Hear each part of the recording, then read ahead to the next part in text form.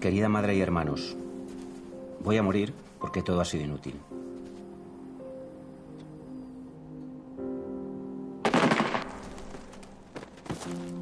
Voy resignado porque no he hecho mal a nadie. Estoy nervioso, pues me cuesta trabajo escribir. No os pese haberme contado contra la familia. No he hecho nunca mal a nadie. He sido un hombre que luchó por España. Perdón por lo que habéis sufrido.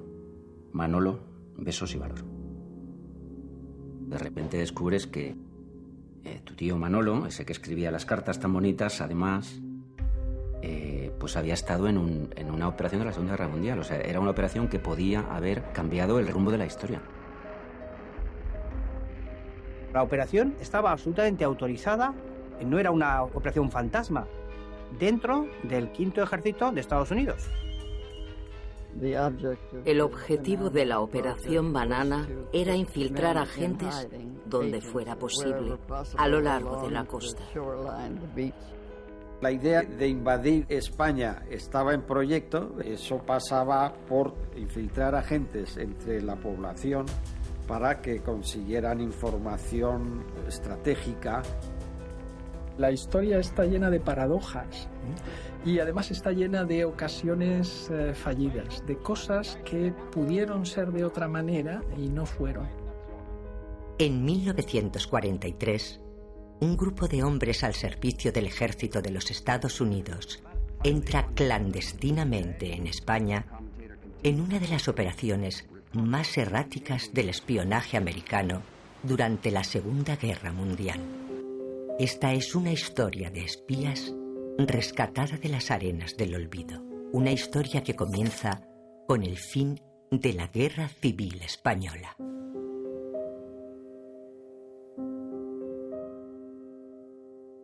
Manolo cantaba flamenco muy bien, muy bien. Y bueno, él evidentemente llevaba una buena trayectoria, puesto que en mi casa un día invitó a almorzar a la Niña de la Puebla, que era una figura del cante de la época. Luego vino la cosa de la milicia, básicamente porque no había trabajo tampoco, los jóvenes no, que yo recuerde, siempre que yo recuerde. A Manolo le pilló la guerra civil, porque él tenía 17 años, se puso a la orden del ejército republicano. Él estaba en la Marina. Cuando la guerra está perdida, se exilia junto a muchos soldados republicanos. Y ahora no me acuerdo, pero creo que van al norte de África. En marzo de 1939, Manuel Lozar sale de Cartagena a bordo del crucero Méndez Núñez junto al resto de la flota de la Marina de Guerra Republicana. El puerto de Bizerta, en el protectorado francés de Túnez, será su primer destino. En España, la guerra civil está en sus últimos días. El ejército de Franco cerca las ciudades de Valencia, Alicante, Almería y Cartagena, últimos reductos de la República. En todos los frentes, columnas de prisioneros republicanos marchan hacia cárceles y campos de concentración. Centenares de miles de defensores de la República emprenden el trágico camino del exilio. Se producen inmensas caravanas desde la carretera de Valencia y la carretera de Madrid hacia Alicante. Y ahí se concentra una masa humana de miles y miles de personas con la esperanza de que haya barcos para exiliarse. De hecho, el único que en esa hora final embarca a miles de personas es el Stambrook.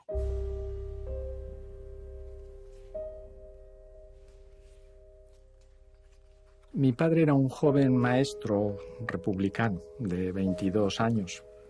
Él había sido el último que había subido al Stambrook, cuando ya estaban quitando la pasarela o lo que fuera. Alguna vez se lo dije, tú, ¿es verdad que fuiste el último que te subiste al Stambrook? Y me dijo, no, mira, la verdad es que una vez que yo me había subido, apareció uno que se tiró al agua y le echamos una cuerda, un cable, y se subió.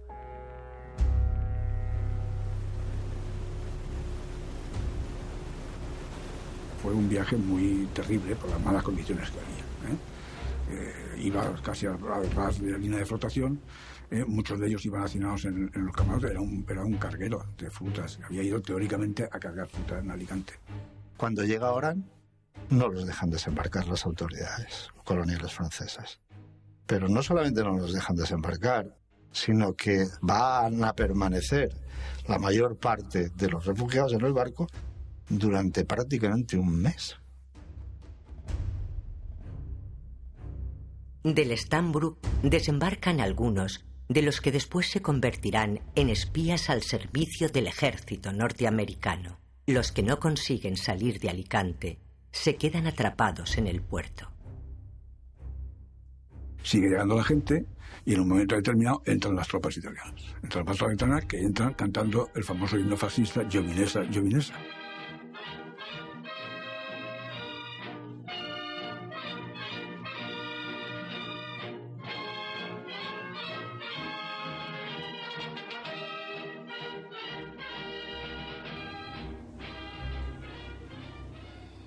El norte de África se llena de refugiados españoles. En total se calcula que hay 8.000 exiliados en Argelia, 4.000 en Túnez y 1.000 en el Marruecos francés. Sin embargo, se encuentran con la hostilidad de un régimen que les ve como peligrosos izquierdistas y que les recluye en campos de concentración.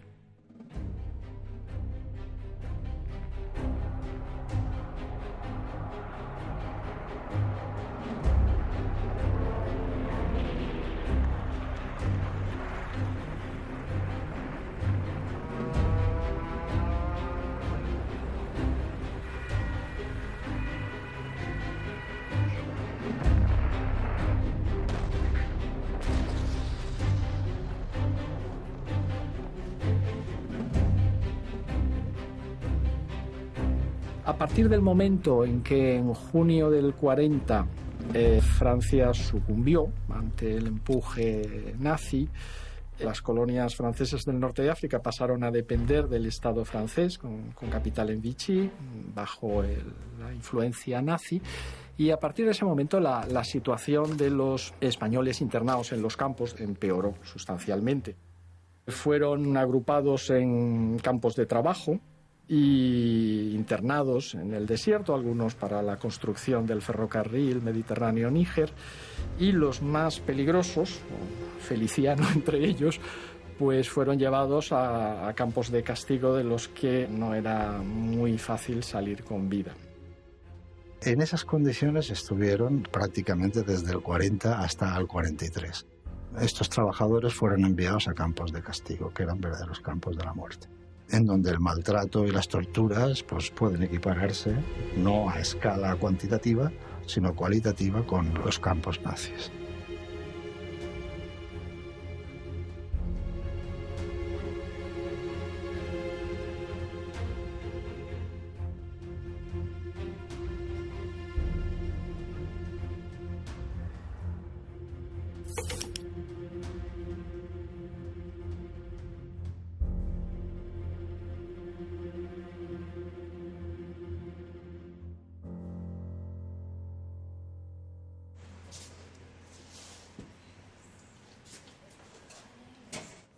Mi padre llega a Orán, Argelia, en el marzo o abril del 39, con un barco de pesca. En ese campo, mi padre tomó el carné de comunista. Antes no era comunista, pero eligió el Partido Comunista porque, según él, eran los más serios. En el campo estaba Centurión, estaba también Aguayo. Aguayo y mi padre eran dos agentes del SIEP, que era en aquel entonces el Servicio Republicano de Contraespionaje. En el segundo campo, mi padre prevé de evadirse. En Orán van a contactar a varios agentes que había en Orán, del Partido Comunista y del SIEP. Organizan la resistencia haciendo octavillas con una Roneo del Partido Comunista Español. Mientras, en España, el gobierno franquista se declara neutral en la Segunda Guerra Mundial, a pesar de su abierta simpatía y colaboración con el régimen nazi. Los aliados no se fían. A Franco le hacía tilín el Tercer Reich. Le había hecho tilín desde el principio, ¿no? España era clave básicamente en 3 aspectos. Primero, político, segundo, económico y tercero, militar. Y militarmente por su posición estratégica.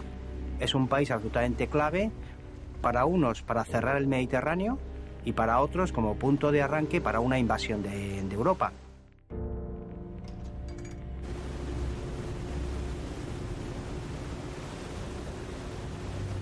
Los submarinos alemanes en el Mediterráneo venían aquí a Alicante, a Valencia, a Vigo, a nutrirse, a repostar, a dejar heridos. Es decir, por aquí pasaba mucha información. España en los años 40 estaba plagado de espías. Evidentemente, tanto los alemanes y los italianos como los británicos, los americanos y los rusos tenían sus espías. ¿Quiénes eran estos espías? Pues muchos que freelancers, como diríamos ahora, iban a vender, enterarse de cosas y venderlas. Y otros eran agentes de las distintas organizaciones que intentaban contrarrestarse entre sí, a veces incluso con violencia. Diciembre de 1941. Estados Unidos entra en la Segunda Guerra Mundial, cambiando el futuro de un conflicto en el que el eje parecía imparable. En noviembre de 1942, los aliados ponen en marcha la Operación Torch.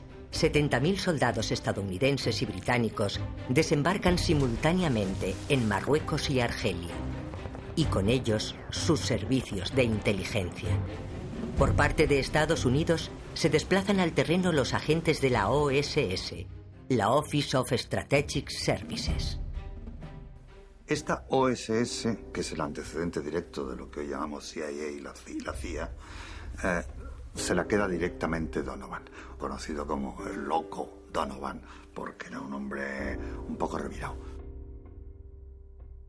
Donovan elige a un americano que se llama Dowens para que ponga en marcha un departamento dedicado a España, y Dowens tiene la misión de crear un grupo operativo que pueda recabar la máxima información de lo que está ocurriendo en Marruecos español y en el sur de España.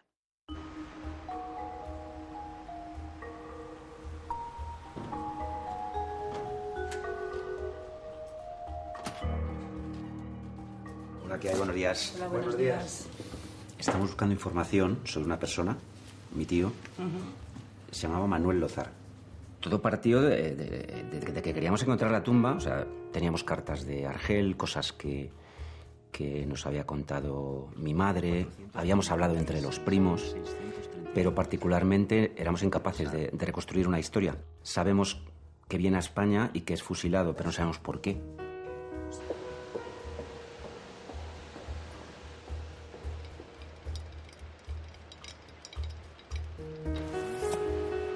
De repente nos encontramos con un tocho así de sumario de 500, 600 páginas, entre páginas y capítulos.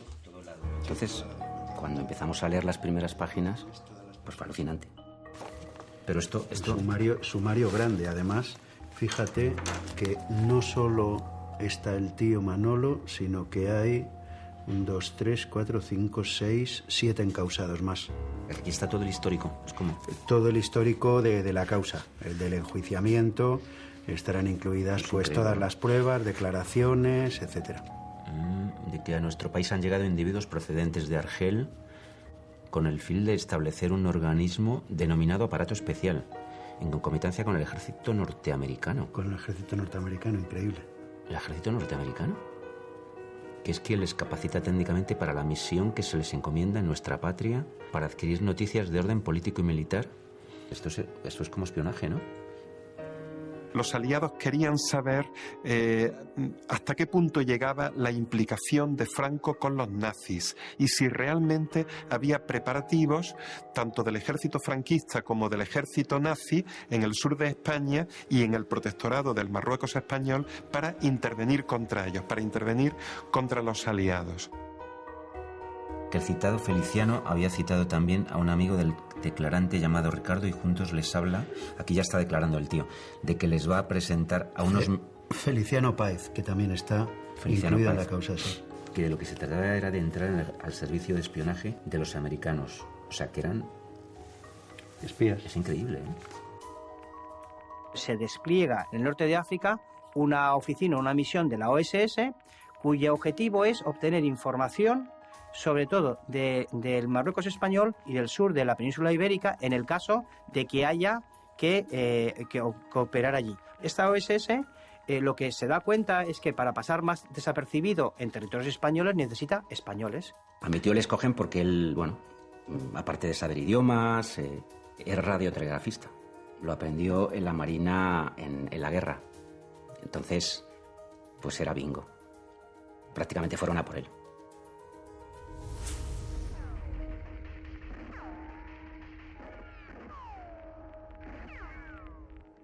Estando en la prisión, a fines de diciembre, oyen ruido y los americanos son là y los americanos llegan. O sea, que abren las puertas de la prisión. Prácticamente había nada más que, esa prisión, prisioneros de políticos. Y les proponen esas misiones de preparar desembarcos en el sur de España. Mi padre obedece a las instrucciones del Partido Comunista. Le van a presentar a dos americanos, un tal Richard Seeker, que llamaban Ricardo, que hablaban muy bien el español.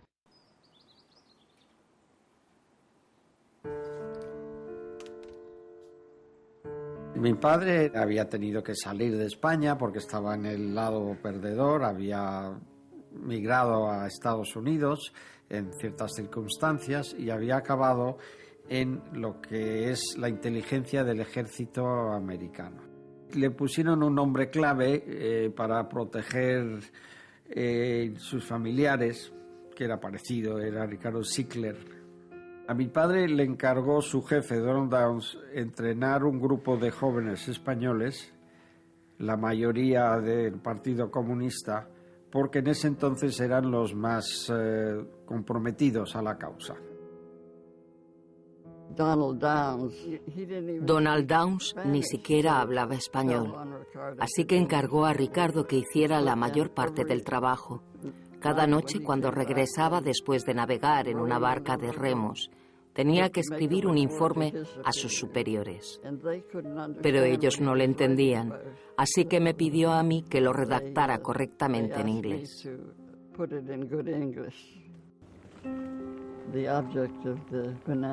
El objetivo de la Operación Banana era infiltrar agentes donde fuera posible a lo largo de la costa. Había un barco británico que llevaba a los agentes muy cerca de la orilla, a 2 millas o así.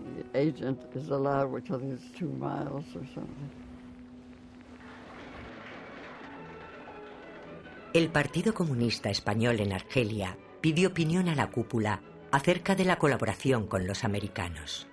Pero abiertamente les avisan de que comenzarán a participar en la operación aunque no reciban respuesta.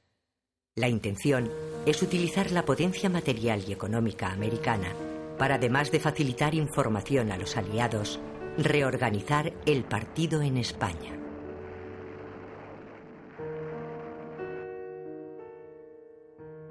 Dowens conecta con Negrín y con Del Valle y ellos le dan una lista de españoles que han sido relevantes durante la Guerra Civil Española y por tanto tienen conocimientos tanto de militares como incluso algunos han trabajado en unidades guerrilleras, y con todo ese grupo forma lo que va a ser Banana.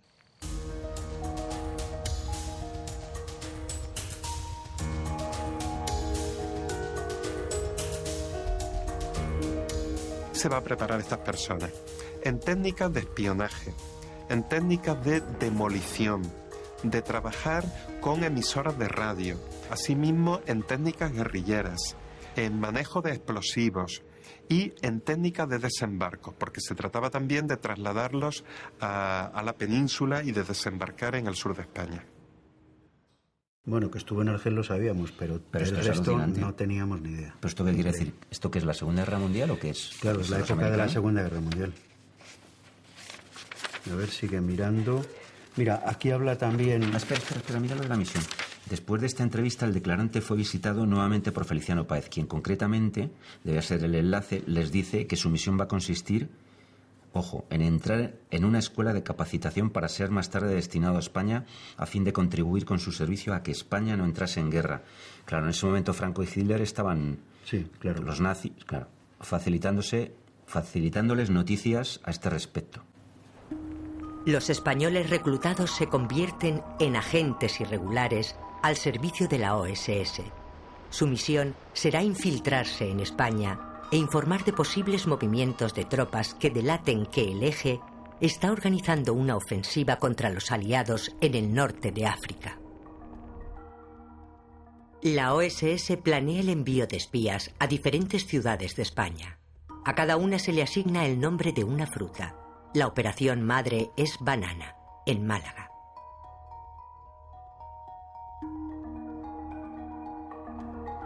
Todo se enmarca dentro de una operación de mayor envergadura y de mayores consecuencias. Backbone.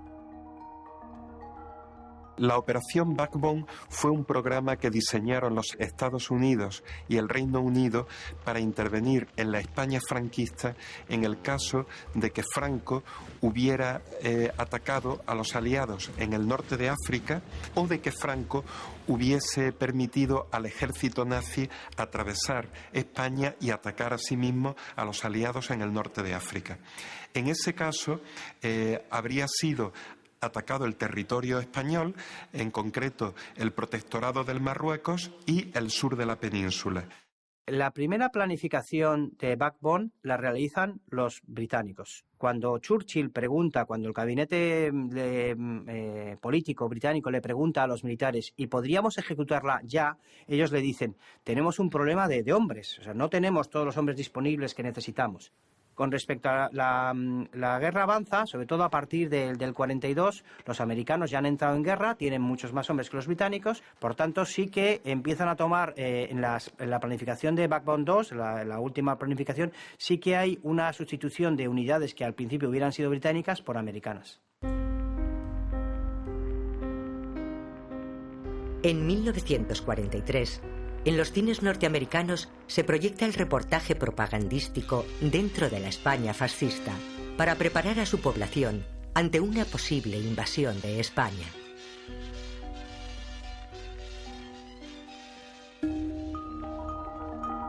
Backbone 2 responde a la preocupación del general Eisenhower de proteger la posición aliada en el norte de África.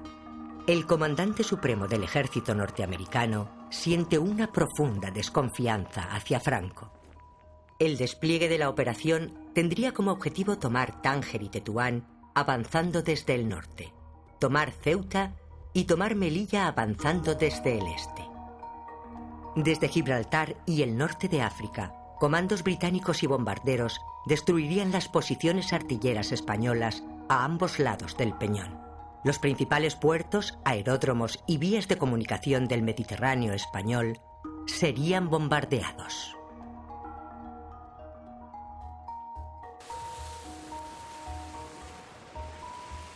Si se hubiera producido, hubiera sido el desembarco anfibio más grande en la historia que hubiera tenido lugar. De 5 portaaviones, más de 200 y pico aviones, miles y miles de soldados que hubieran desembarcado para asegurar la toma del Marruecos español y de ahí haber iniciado toda la reconquista de lo que es el norte de África.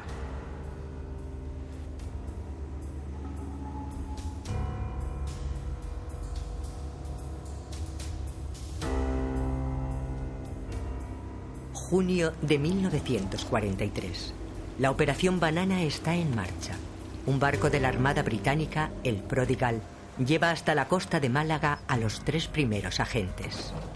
Desembarcan en la playa del Río de la Miel. Se ocultan en las montañas y comienzan a trabajar.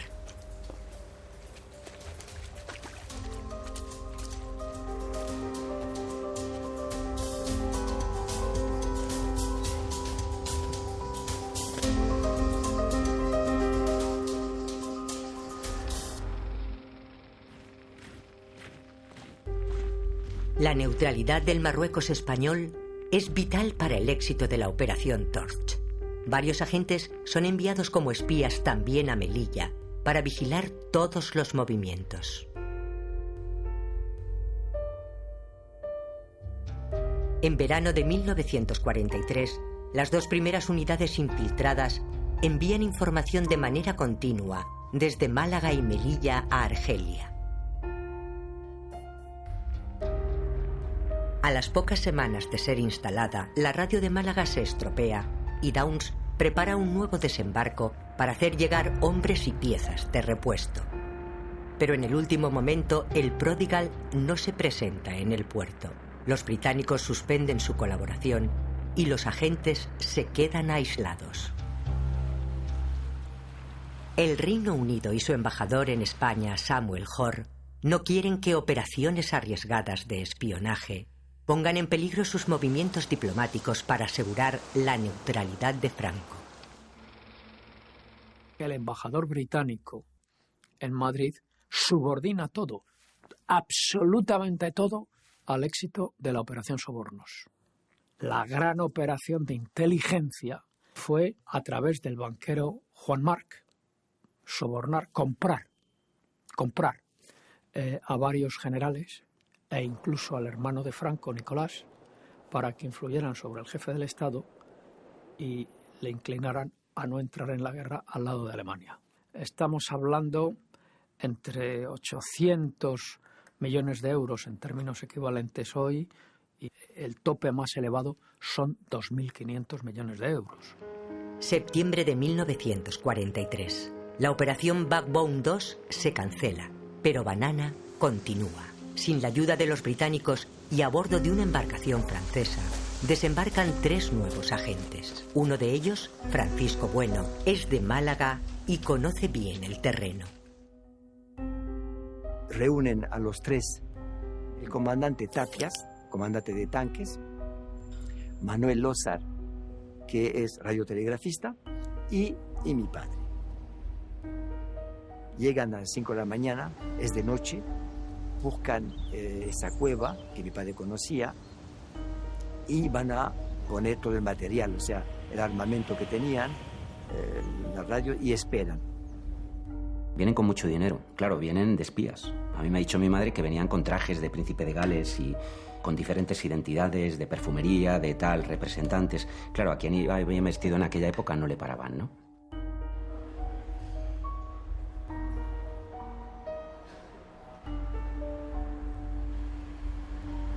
Mi padre llega a Málaga y se dirige hacia el apartamento de mis abuelos en calle Caus. Deciden de una contraseña, o sea, en caso de peligro, la cortina de la ventana de mi madre se corre y la luz se enciende. Estas personas que vienen desde el norte de África, el PC los va a denominar como aparato especial. Y estas personas van a entrar en contacto rápidamente con otros hombres que actúan en la clandestinidad y que les van a dar cobijo y que los van a ayudar en los primeros momentos.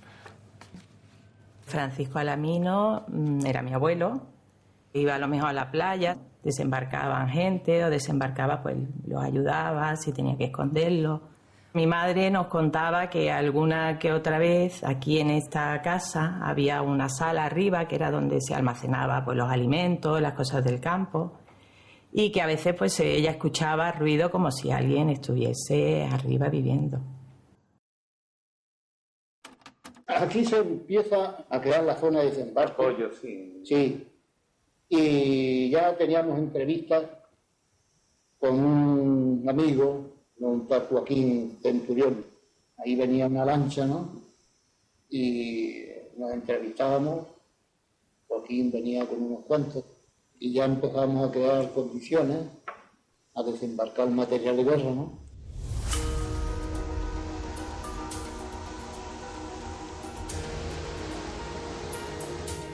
El objetivo de este armamento es que llegue a manos de la guerrilla para, en el caso de que intervengan los franquistas contra los aliados o que intervenga Hitler, pues que esta guerrilla actúe en retaguardia y dañe el posible operativo que se hubiera llevado a la práctica. Antonio Urbano, conocido como el Duende, va a recibir el armamento y los va a esconder en una torre que hay en la costa, la Torre del Río de la Miel, y van a entrar también en contacto con otro vecino de la zona, conocido como Montañés, y van a estar también en su cortijo. Todas las semanas mi padre va al cortijo de Montañés para comunicar informaciones y recibir instrucciones de los americanos. Y mi abuelo, que era teniente en aquella época, le va a facilitar informaciones sobre la defensa que había en el sur de España. La costa entre Málaga y Motril prácticamente había muy pocos guardias civiles, o sea que era en ese lugar que había que desembarcar. Que había como dos objetivos, ¿no? Uno, ayudar a los aliados, pero otro, el ayudar a la resistencia que había en España. Los americanos les dan unas claves para transmitir a los radiotelegrafistas, pero antes de irse, Feliciano Páez les da otras claves para que retransmitan la otra información a la resistencia y al partido. Sin embargo, la cúpula del Partido Comunista no está de acuerdo con la colaboración con los americanos. El propio Páez se lo oculta a Pasionaria en un informe de la situación en el norte de África en el que no menciona los desembarcos.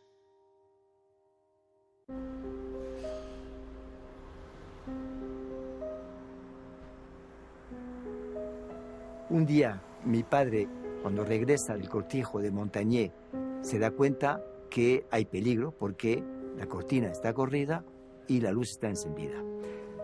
La policía llegó, que se llevaron a mi madre y a mi abuelo. Entonces va a pedir ayuda a los americanos para que vengan a recogerlo a la playa de Cantarija.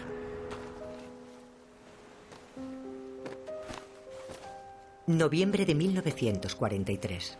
Un tercer desembarco deja en España un nuevo radiotelegrafista y más material que nunca.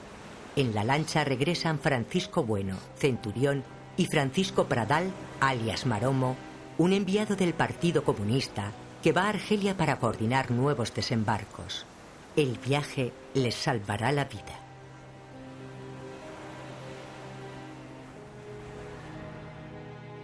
La Delegación Nacional del Partido Comunista envía a Málaga a uno de los suyos para controlar a los agentes.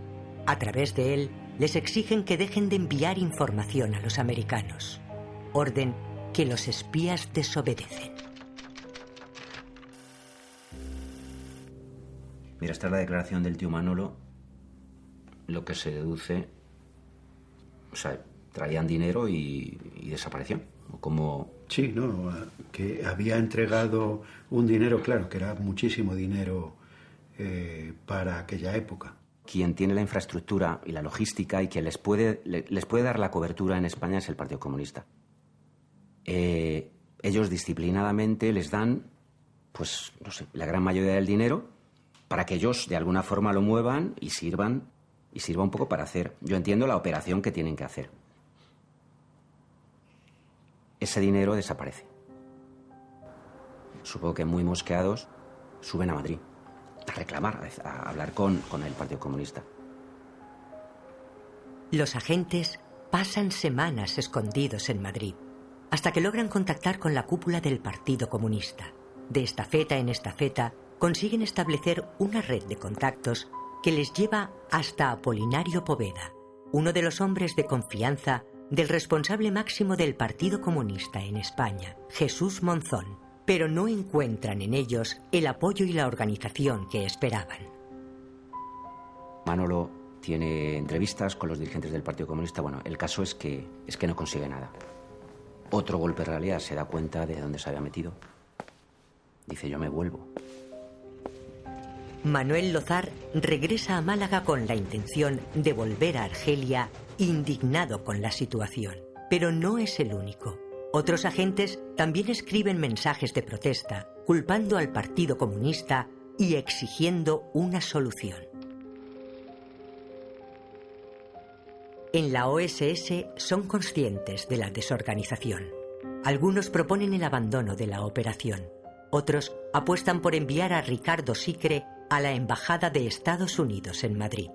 Su misión sería poner orden y dar mayor dimensión a la operación.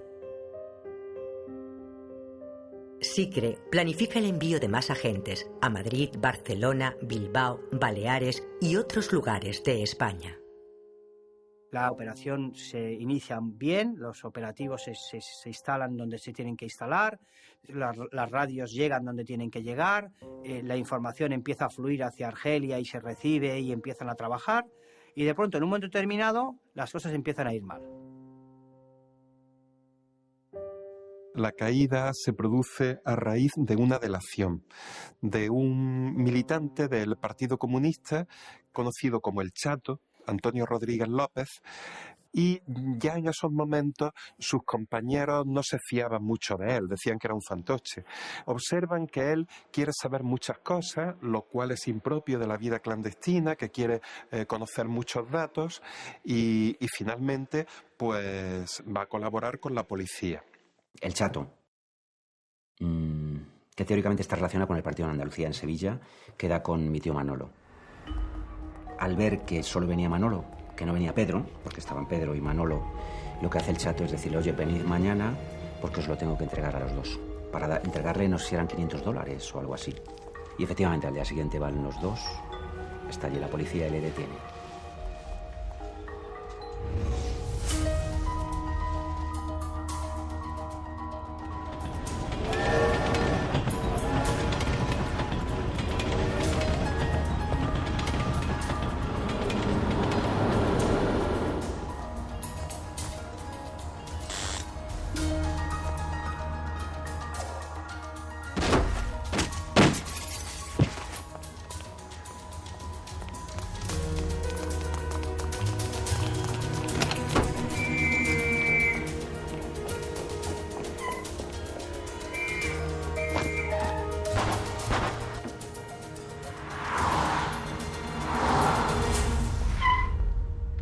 La delación de El Chato tiene consecuencias gigantescas.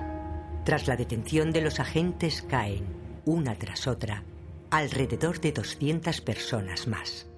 Es una de las caídas más graves de la historia del Partido Comunista de España. Mi tío, Salvador Soler López, era una especie de contable que llevaba y un dinero que luego se repartía entre los que estaban en las montañas. Eran varios, entre ellos, con un grupo que estaba ubicado en Argelia, que recibían dinero de los americanos, y entonces uno de ellos ideó un almuerzo en un restaurante en El Palo. Y hizo una foto de todo, y con esa foto fue a la policía. La policía ya tenía todas las caras, y las caras los nombres. Llegó la Guardia Civil pegando en la puerta. Mi abuelo intentó esconderse. Justo detrás de la casa había unos huertos y entonces ya ahí lo cogieron porque escondía una radio. Por eso ya lo cogieron. La policía de Franco llegó a hacerse con gran parte del material que estaban utilizando estas personas. Emisoras de radio, armas. Aunque una parte de ese material sí consiguieron que no acabara en manos de la policía y pasó a la guerrilla, y posteriormente la guerrilla la va a seguir utilizando. Como operación militar tiene una torpeza increíble, heroica, todo lo que tú quieras, pero los mandaron al matadero. Yo creo que los que organizan la operación desde el norte de África muy probablemente estaban convencidos que eso podía ser una estrategia eficaz y generar un frente interno en España era utópico, si quieres, pero yo creo que era honrado. Creo que, en general, fue una operación mal planeada y mal ejecutada, sin nadie al mando, con Ricardo asumiendo el control. Estuvo mal planeada. It's just bad planning.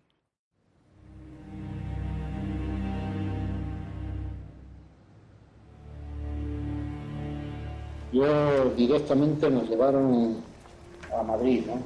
Nos sacaron a 8 de los que ellos querían más responsables.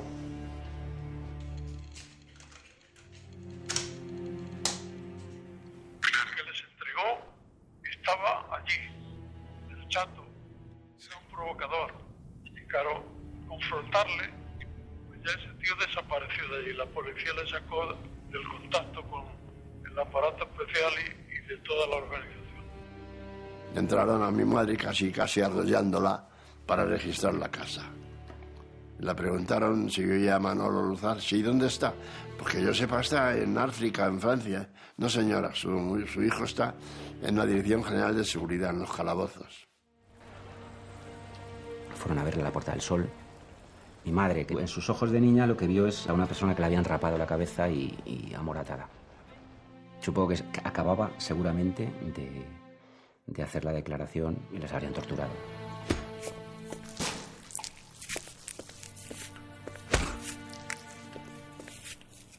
Yo recuerdo un compañero que le estuvieron torturando, no le sacaron nada, pero al día siguiente se presentó a la policía con su mujer que estaba embarazada. Y la golpearon delante de... Y entonces este hombre se dobló y dijo lo que querían. Una vez me estaba torturando allí dos guardianes, y uno que era el más sádico de todos me cogió ya por la playa y dice, entonces, ¿tú por qué cojones luchas? Pues mire usted, yo lucho por una sociedad donde no le pueden hacer a usted lo que usted me está haciendo a mí.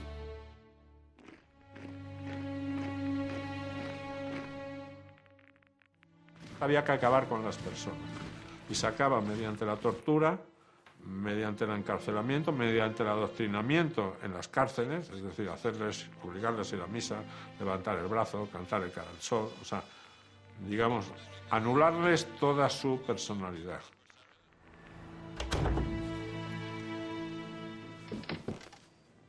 Llegas al momento de la sentencia del juicio y te das cuenta en mi opinión, de la farsa legal que hubo en ese juicio, a puerta cerrada.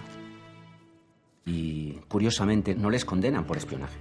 Les condenan por conspiración y auxilio a la rebelión. Ellos eran espías del ejército americano. Irregulares, pero del ejército americano. Franco decide que eso que lleva sabiendo durante meses lo va a hacer público. Y lo utiliza políticamente para poner en mala posición a Estados Unidos. Y entonces, en ese momento, el ministro de Exteriores, Jordana, presenta una protesta oficial, formal, al gobierno americano diciendo cómo el gobierno de Estados Unidos está financiando a esta gente que me está intentando dar un golpe de Estado cuando yo estoy siendo un amigo leal de Estados Unidos. Le llaman al embajador a consulta. Le dicen, oiga, ¿qué ha pasado? ¿Qué es esto? Llevan armas norteamericanas, dicen que han sido entrenados, tal. Hombre, una vez que los capturan, amiga mía, ya, ¿qué van a hacer? ¿Va a protestar el embajador de Estados Unidos? Es como reconocer que son mis agentes. No. La mayoría de los agentes son juzgados en Alcalá de Henares, pero también se celebran juicios en Melilla y Málaga. Los primeros en ser condenados y fusilados son el agente capturado en Melilla, sus colaboradores y los miembros del Partido Comunista en Málaga.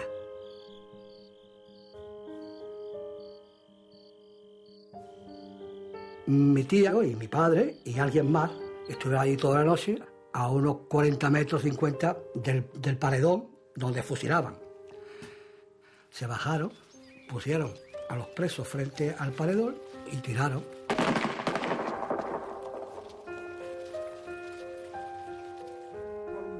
Santiago Carrillo, cuando llega al norte de África, ya bien entrado el año 1944, destituyó a la dirección anterior. Él no quería contacto con Estados Unidos. Parece bastante claro que él cortó esos contactos y mantuvo esa línea de desembarcar aquí, en el sur de España, a militantes para que se infiltraran en el territorio franquista. Por un lado, con el afán de golpear al franquismo, pero también con un elemento de ambición personal, Carrillo apoya la idea de invadir, o sea, de enviar grupos en barcos al sur de España, a Málaga, que resulta ser un desastre, ¿no?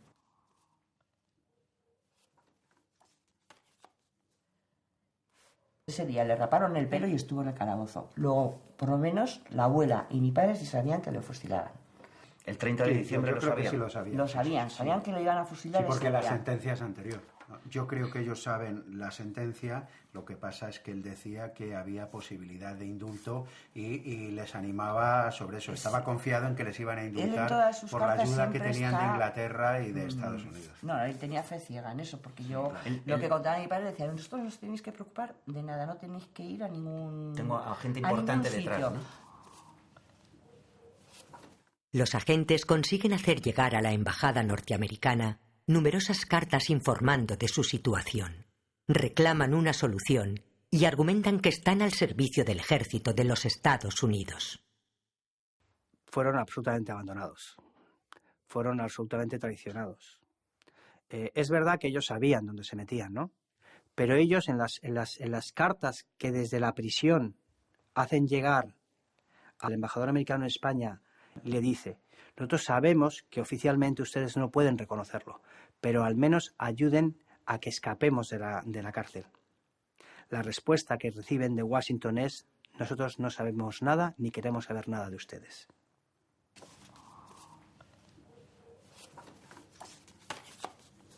¿Vosotros os habéis dado cuenta el día que le fusilaron? ¿Qué día era? 17. El día anterior, el cumpleaños de la abuela. El día 15 de enero, cuando se despidió de su madre, era su cumpleaños. Era el cumpleaños de la abuela. Y hay un telegrama dramático donde él dice, y donde ya les da un vuelco al corazón: oye, hacer todo lo posible porque esto está perdido. Es cuando mi abuela,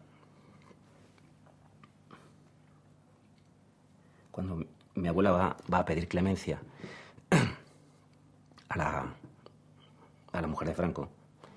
Y bueno, pues no sé si se tiró al coche o trató de parar el coche, evidentemente, pues no consiguió nada, ¿no?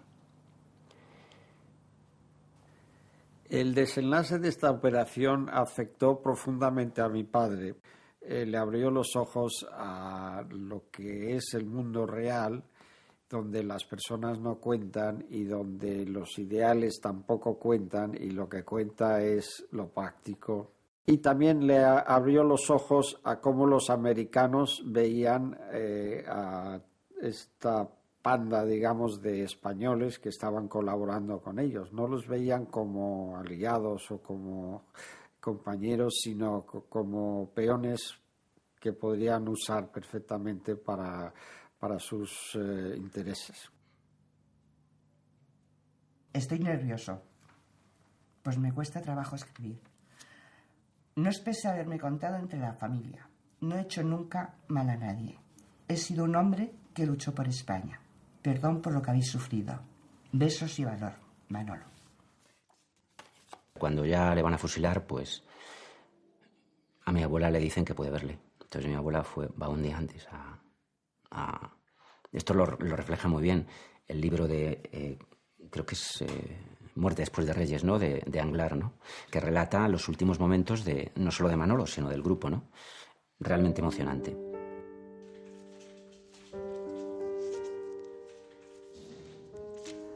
Lozar, al parecer, dijo 2 veces: madre mía, cuando se estaba vistiendo. Se dirigió hacia la hilera de puertas cerradas de arriba, donde estaban los aislados, y gritó: muchachos, mi último adiós.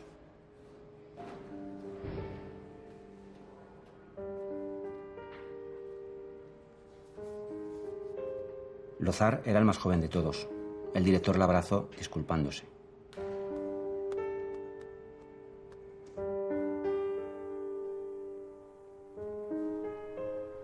Aquella madrugada fue la madrugada más fría del año. El termómetro marcó 12 grados bajo cero.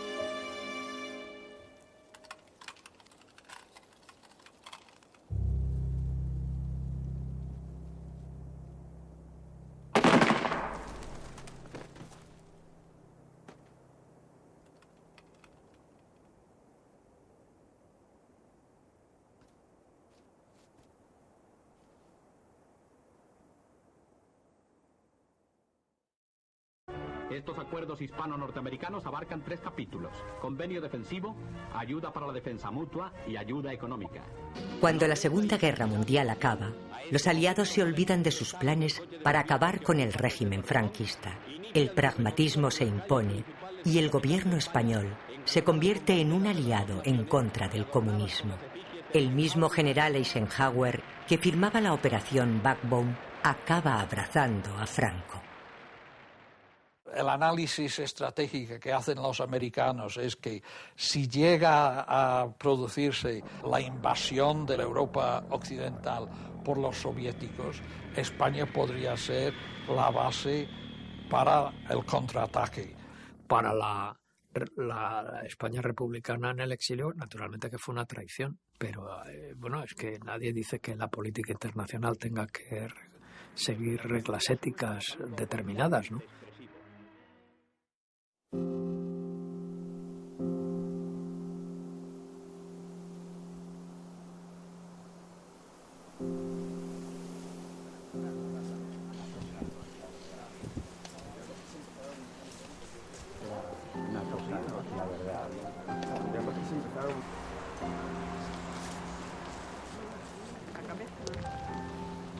Mira, aquí está. Sí.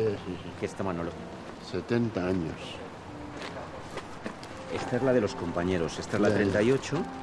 Supongo que las zonas más sombrías de la memoria de uno, pues uno se las guarda.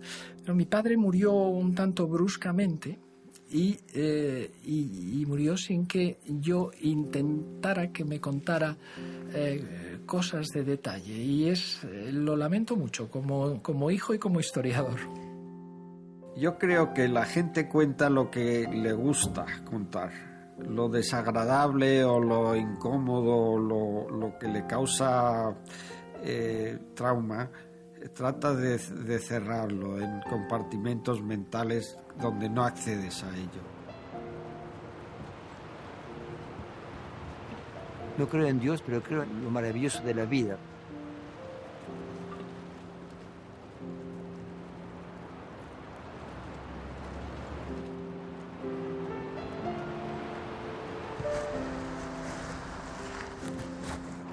Sí. Mira, yo soy de Manuel. Soy Jorge, encantado. Soy sobrino de Manolo. Encantado. Te voy a presentar a Hoy en día ni siquiera se ha querido recuperar su memoria. Ni siquiera la CIA, que es la sucesora de la OSS, ha reconocido su valor y su coraje en ese momento. Pero mi padre estaba convencido, murió en el 2006, que Manuel lo habían fusilado en aquel momento, ¿no? Y a los demás. Sabía poner a... Y bueno, la gente que estaban dispuestos a arriesgar la vida es difícil de explicar, pero claro, lo mismo que hay gente que nace para ser torturador, hay gente que nace para ser héroe. Yo creo que hay muchísima gente anónima, que es la que muere, que merecen que historias como esta sean contadas.